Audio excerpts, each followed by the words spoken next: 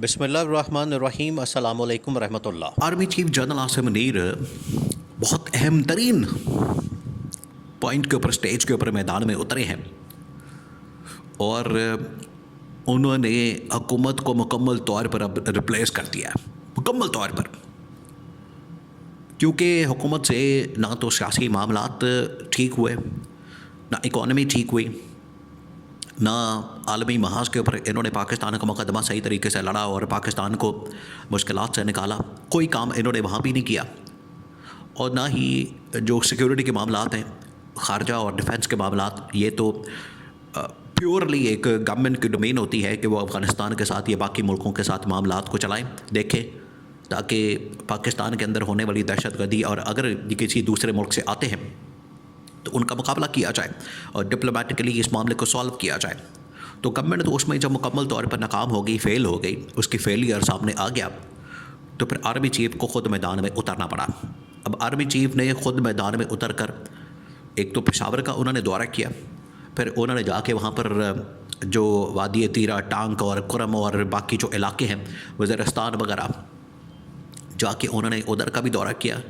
वहाँ पर जाके उन्होंने जवानों के साथ मुलाकातें की हैं और जो फ्रंट लाइन के ऊपर, जो बिल्कुल फ्रंट के ऊपर, असूलन तो बनता ये था, देखिए, जब आपकी गवर्नमेंट इन प्लेस है, हुकूमत मौजूद है, एक सिविल गवर्नमेंट है, जब वो मौजूद है, होना तो ये चाहिए था उसूलन कि डिफेंस मिनिस्टर जाता या वज़ीर आज़म शहबाज शरीफ खुद जाता, जवानों के साथ मुलाकात करता, उनका हौसला बढ़ाता और जो भी वहाँ पर ऑपरेशन हो रहे हैं, जो भी दहशतगर्दी का मुकाबला किया जा रहा है, उसको जाके वहाँ पर ब्रीफ करता और उनको शाबाश देता, उनका हौसला बढ़ाता।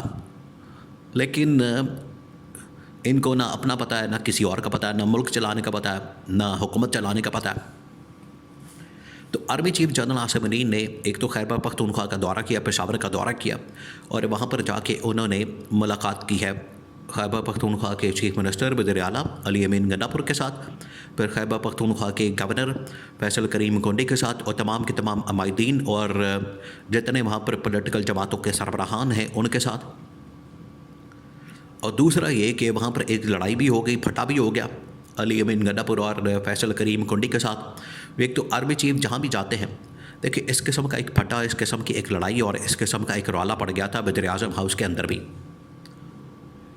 और वज़ीर आज़म हाउस के अंदर जो फटा पड़ गया था, रौला पड़ गया था, उस वक्त भी आर्मी चीफ वहाँ पर मौजूद थे। तो अब ये रौला पड़ गया था शहबाज शरीफ और गंडापुर के दरमियान। शहबाज शरीफ ने 26 नवंबर वाक़े के ऊपर कहा कि 26 नवंबर का वाक़या अव्वल तो हुआ नहीं, दूसरा ये कि अगर हुआ है तो इसकी ज़िम्मेदारी फिर उन्होंने PTI के ऊपर डाल दी। तो अगर ये इस तरह की बात करेंगे तो अली अमीन गंडापुर तो फिर बर्दाश्त नहीं करेगा। अली अमीन गंडापुर की जानिब से अपने बात को बर्दाश्त नहीं किया गया। अली अमीन गंडापुर फिर आगे से पड़ गया।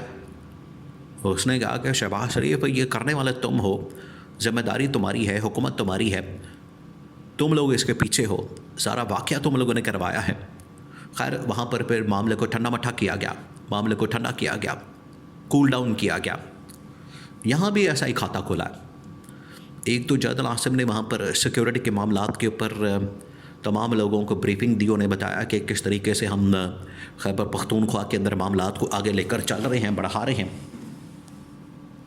दूसरा ये कि वहाँ पर अली अमीन गंडापुर और फैसल करीम कोंडी के दरमियान एक लड़ाई हो गई।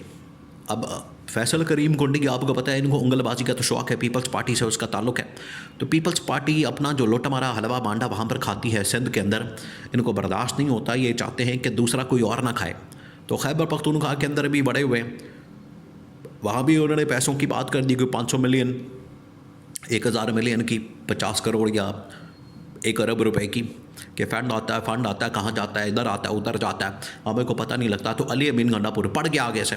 अब आर्मी चीफ वहाँ पर मौजूद है, आर्मी चीफ बैठा हुआ है वहाँ पर। फिर अली अमीन गंडापुर ने कहा कि तुम गवर्नर हो, तुम्हारी क्या औकात है, तुम एक आईनी ओहदा है तुम्हारे पास, आईनी ओहदा रखते हो, तुम किस तरह से इस तरह के गवर्नमेंट के मामलात, इंतज़ामी मामलात, फाइनेंशियल मामलात के अंदर दखल अंदाजी कर सकते हो या उसमें कोई टांग अड़ा सकते हो, निकलो यहाँ से। और रिपोर्ट्स के मुताबिक, इन्फॉर्मेशन के मुताबिक, वहाँ पर जो आर्मी चीफ थे जनरल आसिम, उठ के चले गए। उन्होंने कहा कि पहले तुम लोग लड़ लो कुत्तों की तरह, जो तुम आपस में लड़ रहे हो एक दूसरे के साथ, या लड़ लो, फिर मैं आ जाऊंगा ब्रीफिंग देने के लिए। तो ये मामला हुआ वहाँ पर। फिर खैर जनरल आसिम आ गए, मामला ठंडा हो गया, इनको कोई अकल किसी ने दिलाई, समझाया, और फैसल करीम कोंडी पीपल्स पार्टी वालों को आपको पता है कि उंगलबाजी करना तो इनका बड़ा शौक़ है। तो फिर आर्मी चीफ़ आए, तो आर्मी चीफ़ ने आके फिर ब्रीफिंग दी, वहाँ पर सारा मामला समझाया। पहले उन्होंने बात की कि अफ़गानिस्तान जो है हमारा ब्रादर इस्लामी पड़ोसी मुल्क है।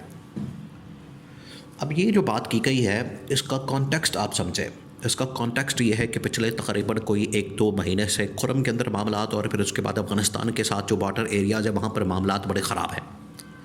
वहाँ पर जंग लगी हुई है, वहाँ पर लड़ाई झगड़े हो रहे हैं, वहाँ पर फटा पड़ा हुआ है, वहाँ पर हमले होते हैं। कभी तालिबान की जानिब से पाकिस्तान की चेक पोस्टों पर हमला किया जाता है, जैसे ही हमला होता है तो इधर से फिर बड़ा करारा किस्म का जवाब जाता है। तो वहाँ पर जो हमले होते हैं, एक तो आर्मी चीफ़ ने कहा कि ये बरादर इस्लामी मुल्क की हम बड़ी इज़्ज़त करते हैं, लेकिन अगर अफ़गानिस्तान की सरजमीन से पाकिस्तान के ऊपर हमले किए जाते हैं तो अफ़गानिस्तान को अपनी ये सरजमीन को इस तरह के अनासर और एलिमेंट से साफ़ करना होगा और हमारे साथ ताउन करना होगा। आपको पता है कि इन्होंने पीछे अफ़गानिस्तान के अंदर तालिबान के ठिकानों के ऊपर फायरिंग भी कर दी, इन्होंने सर्जिकल स्ट्राइक कर दी, तो बड़ा फटा पड़ गया था और मामला बड़ा ख़राब हो गया था। तो अब जनरल आसिम ने वहाँ पर समझाया। दूसरा फिर उन्होंने एक और अहम तरीन बात की, उन्होंने कहा कि इंसान से गलतियाँ हो जाती हैं, माजी के अंदर गलतियाँ हो जाती हैं, इंसान गलतियों का पुतला है, इंसान ख़ता का पुतला है, तो गलतियों को दरगुज़र करना चाहिए, माफ़ करना चाहिए और आगे बढ़ना चाहिए। अब ये बात अफ़गानिस्तान के कॉन्टेक्स्ट में भी की गई है और पाकिस्तान के कॉन्टेक्स्ट में भी की गई है। यहाँ पर आपको पता है इमरान खान के साथ मामलात बड़े बिगड़े हुए हैं, हुकूमत बिल्कुल नाकाम हो चुकी है, मुकम्मल तौर पर फेल हो चुकी है। तो इमरान खान को भी कहा जा रहा है और इस्टेब्लिशमेंट ख़ुद भी मान रही है कि अगर गलतियाँ हमसे हुई हैं या आपसे हुई हैं, दोनों से अगर हुई हैं, तो हमें गलतियों को ख़त्म दरगुज़र करके, गलतियों को भुला के, गलतियों को पस पुश्त डाल के, गलतियों से दरगुज़र करके आगे बढ़ने की ज़रूरत है। तो ये इंतहाई अहम तरीन पैगाम जनरल आसिम का, उनकी 1-to-1 मुलाकात भी ये थी अली बिन गन्नापुर से, बाद में उन्होंने ख़िताब किया और DGISPR ने उनका फिर पूरा स्टेटमेंट जो है वो फिर जारी किया।